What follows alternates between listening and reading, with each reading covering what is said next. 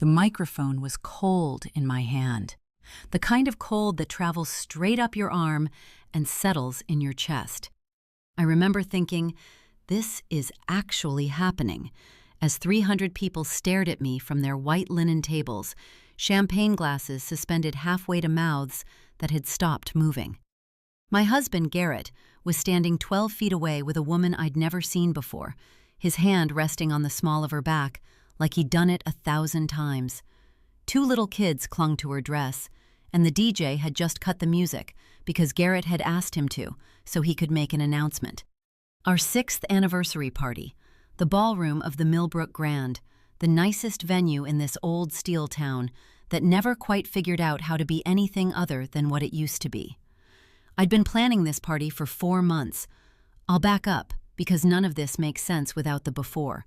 And the before matters, because I almost didn't recognize what was being done to me until it was almost too late. My name is Nora Callahan. I'm 30 years old. I manage a regional sales team for a commercial HVAC distributor, and I have lived in Delport, Pennsylvania my entire life. Delport is the kind of place where the tallest building is a grain elevator that stopped operating in 1987, where the coffee shop downtown closes at 2 in the afternoon, and where everybody knows your maiden name and your mother's maiden name and exactly which church your grandmother attended. I say this not to complain. I actually love this city in the resigned, complicated way you love a relative who frustrates you but is still yours. I met Garrett Walsh at a fundraiser for the local fire department. He was 31, newly relocated from Pittsburgh, recently hired as a civil engineer for the county infrastructure office. He was tall, quiet in a way that read as thoughtful rather than withdrawn, and he laughed at something I said about the chicken skewers that nobody else at the table caught. We talked for 3 hours. He walked me to my car. He texted me that same night, not a game-playing, wait 2 days text, but a hey, I really enjoyed talking to you text at 10:47 p.m. that I read 4 times before responding. We dated for 2 years. We got engaged on a Thursday in February in our kitchen, no fanfare. He'd made pasta from scratch, which he was actually good at, and the ring was in a small blue box on my placemat. No speech, no getting down on one knee. He just looked at me across the table and said, I want to keep doing this forever. Will you?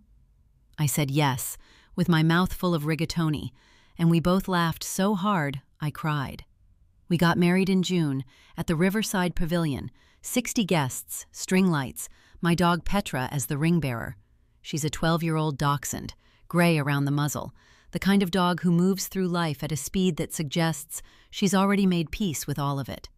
She waddled down the aisle with a satin pillow velcroed to her back, and the crowd lost their minds over her. I remember thinking that was the best moment of the whole day.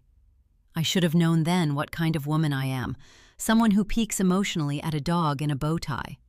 The first 4 years were solid.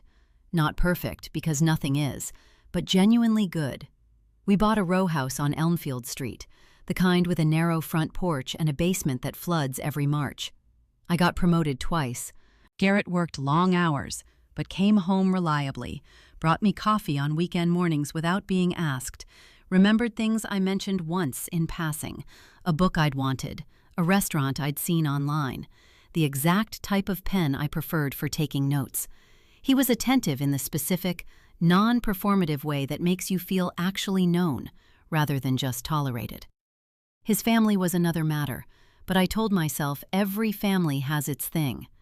Garrett's parents were pleasant enough in small doses. His mother, Diane, was the kind of woman who asked questions that weren't really questions. Have you thought about cutting your hair shorter?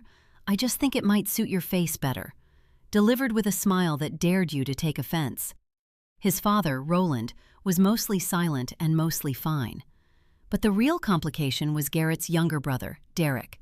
Derek Walsh was 28 when I married Garrett, and he is the single most exhausting person I have ever encountered in my adult life.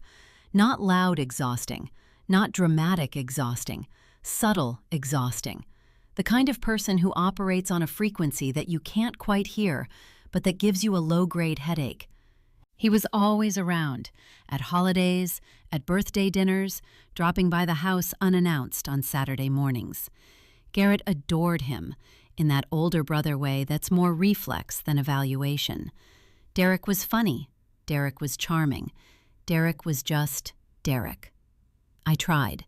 I genuinely tried. But there was something about the way Derek looked at me sometimes, not with attraction, not with hostility, but with something closer to assessment, like he was calculating something I wasn't privy to. I mentioned it to Garrett once, maybe 2 years into the marriage. "He looks at me like he's waiting for me to fail a test," I said. Garrett laughed, not meanly, just dismissively. "Derek looks at everyone like that.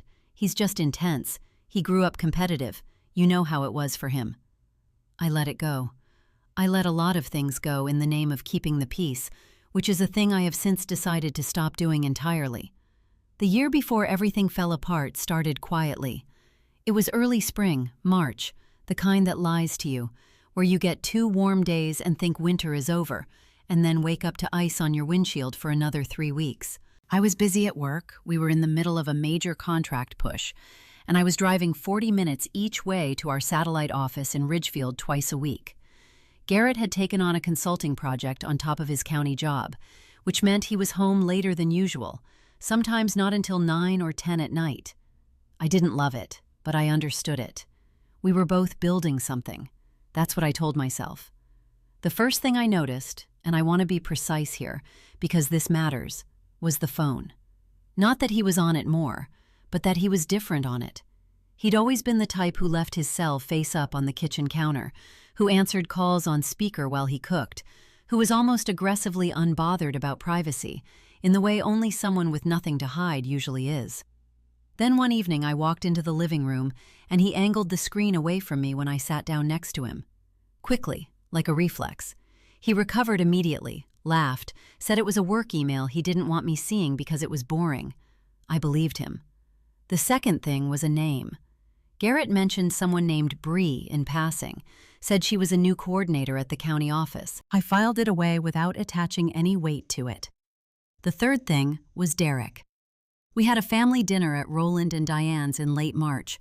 The whole routine, pot roast, awkward silences, Diane's pointed commentary about the centerpiece I hadn't brought.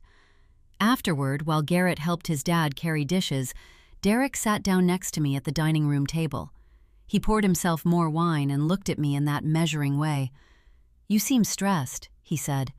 "Work's busy," I said. "March is always brutal in sales." He nodded slowly, swirling his glass. "You know, Nora," he said, with this particular careful tone, "I think sometimes you read into things.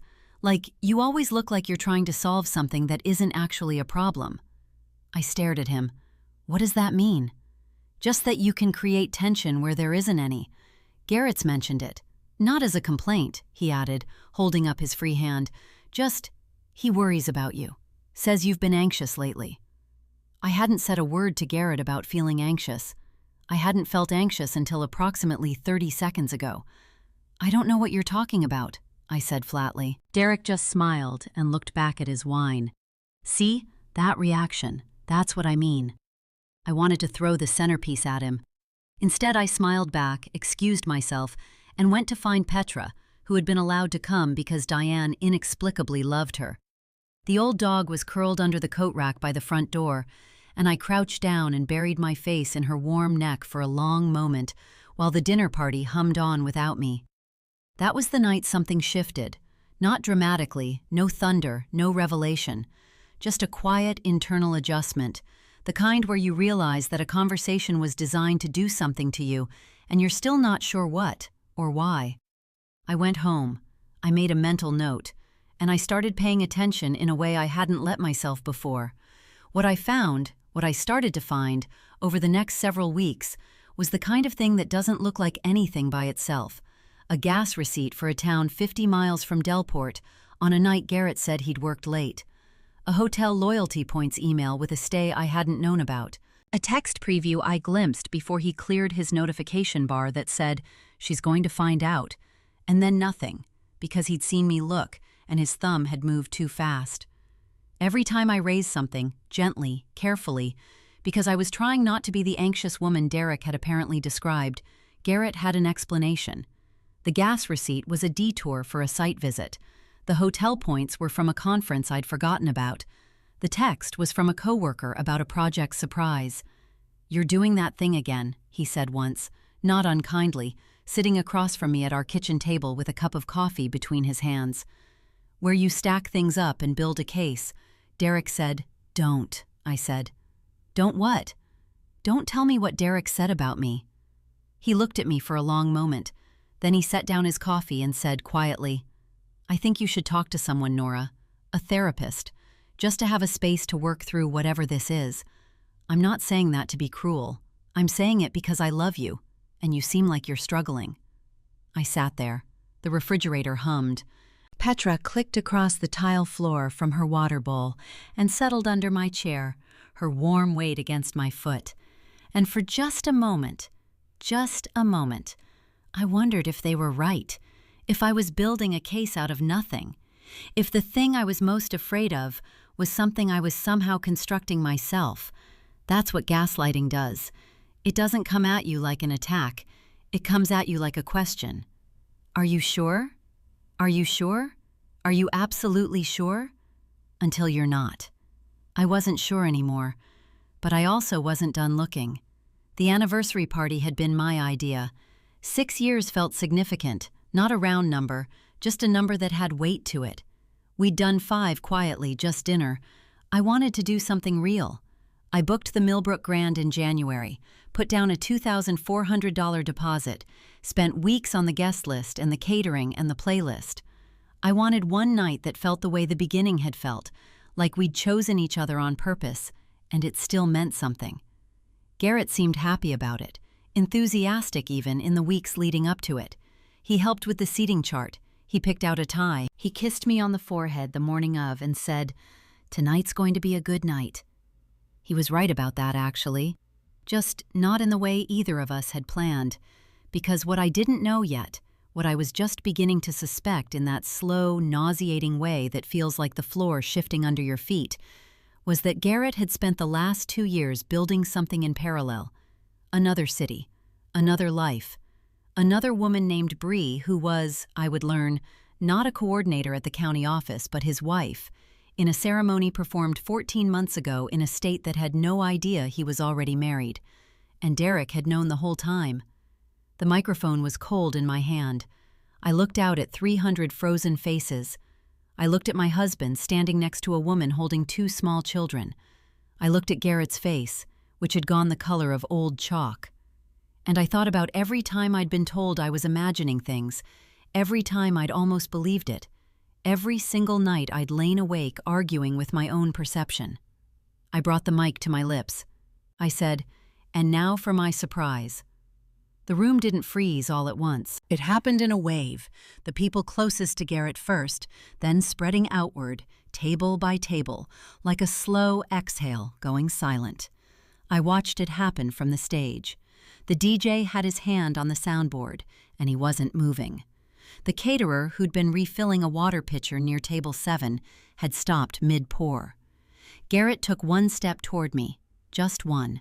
Then he stopped, because I looked at him in a way that must have communicated something very clear, because his foot came back down and he stayed where he was. "About 14 months ago," I said into the microphone, and my voice was steadier than I had any right to expect. "My husband got married for the 2nd time, to a woman named Bree, in Allegheny County, which is interesting because he was already married to me." Someone dropped a fork. I heard it hit the floor, that small, bright sound cutting through 300 people holding their breath.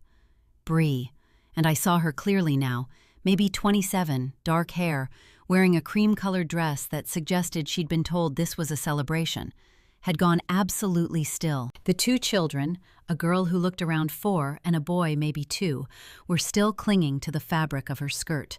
She hadn't known either. I could see it on her face, that specific kind of horror that isn't guilt, it's recognition, the floor shifting, the math suddenly not adding up. Garrett said my name. "Nora." "I'm not finished," I said. He closed his mouth. I said the rest of it quickly, because I'd planned this part. I'd had 6 days to plan it, ever since I'd found the marriage certificate, which I'll get to, and I'd rehearsed it in my car, in the shower, at 2 in the morning sitting at my kitchen table with Petra on my lap and a glass of water I kept forgetting to drink. I told them about the ceremony in Allegheny County, November of last year. I told them about the house Garrett had rented in a suburb called Maplewood Crossing, 41 miles from Delport, which I had not known existed until 6 days ago. I told them that the second family had been funded in part by a joint savings account that Garrett had been drawing from for 22 months, $147,000 over that period, in transfers small enough not to trigger automatic alerts, moved to an account I had not known existed. Then I set the microphone down on the podium. I didn't storm off the stage. I didn't cry. I walked down the 3 steps at the side of the platform in my navy dress and my heels, and I went to table 4, where my best friend Simone was sitting with her husband, and I sat down in the empty chair I'd left for myself, and I folded my hands on the tablecloth. The room erupted. What happened next I can describe only in fragments, because I was running on something that wasn't quite adrenaline and wasn't quite calm, something in between, something very cold and very focused. Garrett's mother, Diane, knocked over a chair getting to her feet. She was saying something that I couldn't hear over the general noise, directed at Garrett rather than at me, which told me something. Roland had gone gray. Derek was nowhere I could immediately see, which told me something else. Bree had sat down at the nearest table, one of the kids on her lap, her hand over her mouth. 2 of Garrett's work colleagues, men I'd met at county functions, whose names I'd always struggled to remember, were standing near him with the awkward posture of people who don't know whether to intervene or leave. Garrett himself was still standing in the middle of the room, in his good gray suit, and he looked like a man watching a building he built collapse in real time. Simone put her hand over mine on the tablecloth. 6 days, she said quietly. 6 days, I confirmed, and you planned all of this in 6 days. I had some help, I said. That's the part I need to go back to, because the story of what happened on that stage is also the story of what happened 6 days earlier in a parking garage in downtown Delport at 9:15 on a Tuesday morning, when a woman I had never met walked up to my car and said, "Are you Nora Walsh?" I'd been sitting in my car eating a granola bar before work, which is the most undignified way to have your life restructured, but there it is. I'd had an early call that morning, and I hadn't eaten breakfast. The parking garage was mostly empty at that hour. I heard the knock on my window and looked up, and there was a woman about my age, 30, maybe 31, with short red hair and a kind of controlled expression that told me she'd practiced whatever she was about to say. I rolled down the window. "Are you Nora Walsh?" she said again. "Callahan Walsh," I said. "Yes." She handed me a manila envelope through the window. "My name is Daphne Okafor. I'm a paralegal, and I think you need to see what's in there before you plan any more of that anniversary party." I stared at her. "How do you know about the party?" "Because Garrett mentioned it to Bree. He told her they were coming as guests. He told her you were a work contact, someone from the county office, that you'd invited a bunch of people from his professional network, and Bree would enjoy herself." She paused. "I'm Bree's sister." I sat in that parking garage with the envelope in my lap for what felt like a long time, but was probably 4 minutes. Then I opened it. Inside, a copy of a marriage certificate, Allegheny County, Commonwealth of Pennsylvania, dated November 12th of the previous year. Garrett James Walsh, Brianna Lee Simmons. A lease agreement for a property in Maplewood Crossing. Bank statements. Daphne had obtained them through Bree, who had been added to the account, showing the transfers. 22 months of them, $147,000. And a photograph. Garrett and Bree at what looked like a backyard birthday party, the little girl in a paper crown, Garrett laughing with his head thrown back. He was wearing a shirt I had bought him. I looked at the photograph for a long time. Then I put everything back in the envelope, very neatly, and I said to Daphne, who was still standing at my car window, "Does Bree know about me?" "She found out 3 weeks ago," Daphne said.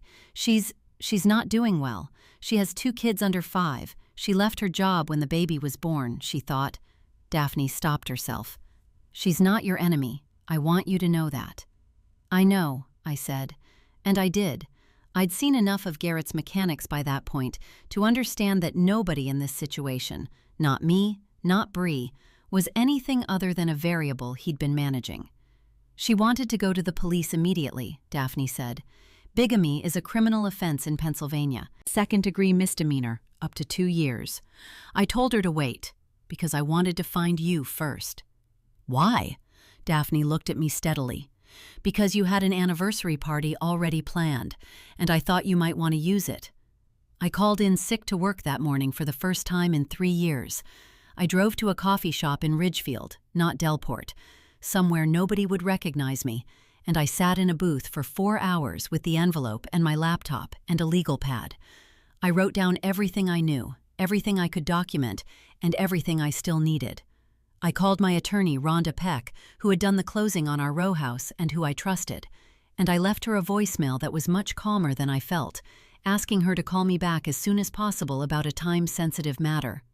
Rhonda called back within the hour. "Tell me everything," she said. I did. There was a pause.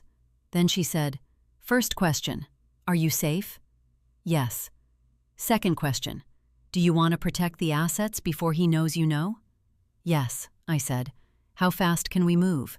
"Faster than he's expecting," she said. And I heard something in her voice, not exactly satisfaction, but the particular tone of a woman who has been doing this work for 20 years and still feels something when the situation calls for it. "Come in this afternoon. Bring everything." I spent the next 6 days in 2 parallel worlds.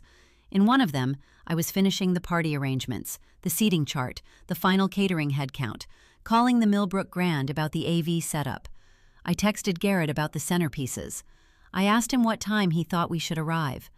I was so normal that I frightened myself a little. In the other world, I was working with Rhonda. We moved quickly. I documented every transfer I could access, every statement, every account. Rhonda filed for legal separation on day 3, which in Pennsylvania begins the process of establishing the date of separation for purposes of asset division. She contacted a forensic accountant named Walter Briggs, who agreed to review the financial records. I opened a new personal checking account at a different bank and moved my direct deposit. I changed the beneficiary on my 401k. I documented the joint savings account balance, what remained of it, and Rhonda filed an emergency motion to freeze it, which a judge granted on day 5 because the documented evidence of systematic withdrawal was not subtle. Garrett had no idea any of this was happening. He came home every night. He ate dinner at our table. On day 4, he brought me flowers, not for any occasion, just because. Yellow tulips. I put them in a vase on the kitchen counter and thanked him, and felt nothing except a kind of cold, clear focus that I'd never felt before in my life.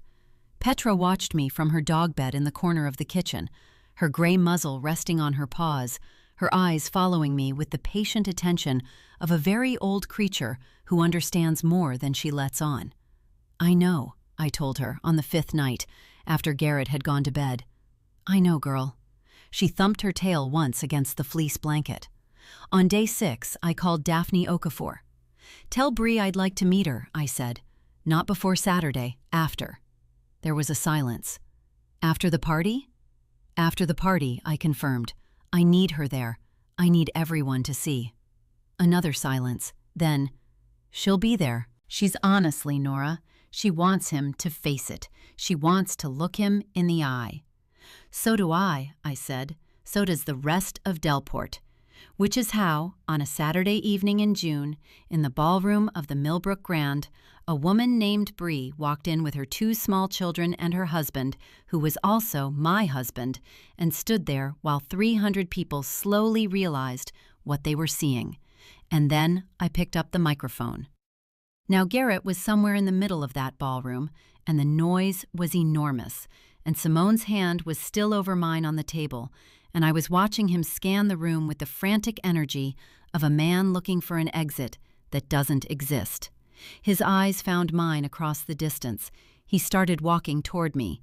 I picked up my phone and sent a single text, not to Garrett, not to Rhonda, to a number I'd saved in my contacts 6 days ago under the name D. Okafor. 2 words, he's moving. I set my phone face down on the table and watched him come. Garrett crossed the ballroom floor with the particular stride of a man who has decided that forward momentum is the same as having a plan. It isn't. I've known that about him for years. The way he moves when he's panicking looks exactly like the way he moves when he's confident. And for a long time, I mistook one for the other. He stopped at the edge of table 4. Simone didn't move her hand from mine. Around us, the room had fractured into a dozen separate conversations, all of them loud, all of them about the same thing. "Nora," he said, "can we please go somewhere private and talk?" It wasn't a question. It had the shape of one, but not the intention. "No," I said. He looked at Simone, then back at me. He pulled out the empty chair across the table, the one I'd assigned to his mother on the seating chart, which felt appropriate, and sat down. He leaned forward, elbows on the white linen, and lowered his voice to the register he used when he wanted to sound reasonable. "I know how this looks," he said, "I know. But there are things you don't understand yet, and I need you to let me explain before you make decisions that can't be undone." I looked at him. The man who had made pasta from scratch. The man who remembered the exact type of pen I preferred. The man who had kissed my forehead the morning of this party and said tonight's going to be a good night. "Rhonda filed for separation 3 days ago," I said. "The joint savings account has been frozen since Thursday. Walter Briggs has copies of 22 months of transfers, and the Allegheny County DA's office received a packet on Wednesday morning because bigamy is a second-degree misdemeanor in Pennsylvania, and Daphne Okafor is a paralegal who knows how to write a coherent complaint." The color left his face in stages, like water draining. "The things I don't understand," I said, "are not the things you think they are." He sat very still. Then, quietly, "Derek told me you'd been snooping. He said you were getting paranoid." And there it was. That was the thing I'd been waiting for him to say, not because I needed it, but because I wanted to hear him say it out loud, in public, at a table in the Millbrook Grand, so that I would never again in my life doubt what I had seen and heard and felt. "Derek," I said, "is currently in the parking lot having a conversation with Officer Mays from the Delport PD, who is a friend of Simone's husband, and who came tonight as a guest." I paused. "Derek knew, didn't he? The whole time?" Garrett said nothing. "He's the one who told you when I was asking questions. He's why you knew to hand me the anxious wife story before I got too close. He sat next to me at your parents' dinner table and told me I was imagining things, because you'd asked him to." I kept my voice even. "That's not a brother. That's an accomplice." Garrett's jaw tightened. "You don't know what you're—" "Garrett," I leaned forward slightly. "I have 6 days of documentation, a forensic accountant, a family law attorney, and a paralegal whose sister you married while you were still married to me. I know exactly what I'm talking about." The silence that followed lasted maybe 4 seconds. Then he did something I hadn't expected. He put his face in his hands. Not dramatically, not a performance. The quiet collapse of a man who has run out of moves and knows it. "I'm sorry," he said into his palms. "Nora, I am so sorry." I thought about what I'd imagined feeling in this moment. Rage, maybe, or grief, or the complicated satisfaction of being right about something you desperately wished you'd been wrong about. What I actually felt was very quiet and very clean, like a room after everything unnecessary has been removed from it. "I know you are," I said. "That doesn't change anything." That was when Bree appeared at the edge of the table. I'd watched her across the room for the last several minutes, holding her daughter on her hip, her son standing pressed against her leg. Someone, I think it was one of the Millbrook Grand's event staff, had brought her a glass of water. She looked like a woman who had been holding herself together through sheer will for longer than anyone should have to, and had decided, just now, that she was done. She stopped beside Garrett's chair. She didn't look at me first. She looked at him. "Where are we living?" she said. Her voice was very calm, that specific kind of calm that lives on the other side of a long cry. Garrett lifted his face from his hands. "Bree, the house in Maplewood Crossing, the lease, is it in your name or mine. She shifted her daughter to her other hip. Because I need to know if I can stay there, Garrett. I need to know right now, tonight. Because I have 2 children, and I am not going back to my mother's apartment with nothing. He looked wrecked. It's in both our names. You can stay. Of course you can stay. Of course, she repeated, with a flatness that said everything about what that word was worth coming from him. She looked at me then. We looked at each other for a moment, 2 women at a party that had been designed, in completely different ways, to be about something else. Her daughter was watching me with the wide, untroubled curiosity of a 4-year-old who doesn't yet understand that the adults around her are in the middle of a catastrophe. "I'm sorry," Bree said to me. "I didn't know." "I know you didn't," I said. "Daphne told me. I believe her." Something moved across her face, not relief exactly, but the release of a particular kind of bracing. She nodded once, tightly, and stepped back. Garrett had gotten to his feet at some point during this exchange. He was standing now, and I watched the calculation move through him, the instinct to reach for Bree, the awareness that reaching for me would be worse, the realization that there was no version of this room where he came out of it intact. He looked around at the people watching from neighboring tables, the friends he'd had for years, the colleagues who would be in the county office on Monday morning, his mother standing 20 feet away with her arms crossed and an expression I'd never seen on her face before, something past anger, something that looked, actually, like shame. He looked back at me, and then, slowly, like his legs had simply decided they were done cooperating, he sank to his knees on the ballroom floor. I had not planned for that. I don't think he planned it either. It wasn't a gesture. It was just what happened when everything holding a person upright at once gives way. "Nora," he said, "please." The room had gone quiet again, not the sharp silence of shock this time, but the heavy, uncomfortable quiet of people witnessing something they can't look away from and wish they could. I stood up. I smoothed the front of my navy dress. I picked up my clutch from the back of the chair. "Get up, Garrett," I said, not unkindly, just evenly. "Get up, call a lawyer, and go home, not to Elmfield Street, to Maplewood Crossing or wherever else, but not to my house." I walked away from the table. The rest of that evening happened around me rather than to me. Simone and her husband Marcus drove me home. We sat in my kitchen until almost 1 in the morning, the 3 of us, eating the leftover cheese and crackers from the appetizer spread that someone, I think Marcus, had thought to grab from the Millbrook Grand on the way out, and we talked about everything except Garrett. Marcus told a long story about a work trip that went wrong, involving a rental car and a toll booth that took cash only, and Simone kept refilling our glasses with the wine she'd found in my pantry, and at some point Petra climbed slowly up onto the couch, which she was technically not allowed to do, and put her gray head on my knee, and I let her. When they finally left, I sat alone in the kitchen for a while. It was quiet in a way that the house hadn't been quiet in a long time. Not tense quiet, the way it had been for months while I was carrying the weight of what I suspected. Just quiet. The refrigerator humming, the streetlight outside making a pale rectangle on the tile floor. I thought about the woman I'd been 6 days ago, eating a granola bar in a parking garage, who had just had her entire understanding of her life handed to her in a manila envelope. I thought about the version of me from a year ago, lying awake arguing with my own perception. I thought about Derek, sitting across from me at that dining room table, swirling his wine and telling me I created tension where there wasn't any.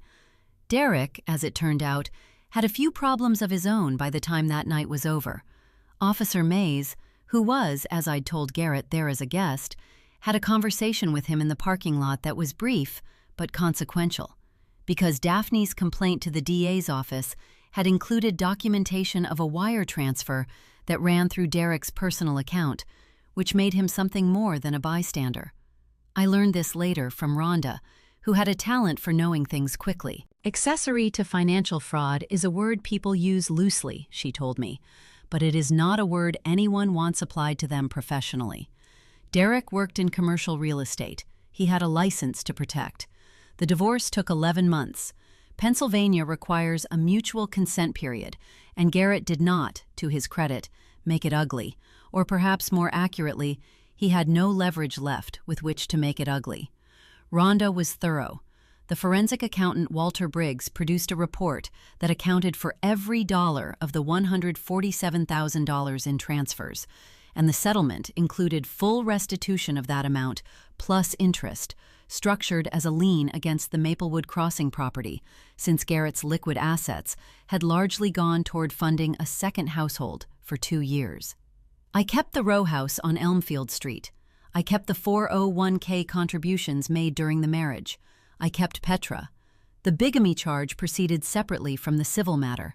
Garrett entered a guilty plea 7 months after the party, which I was told was partly a function of the evidence being unambiguous and partly the advice of his criminal defense attorney, who was not Rhonda. He received a suspended sentence, 18 months probation, and a fine.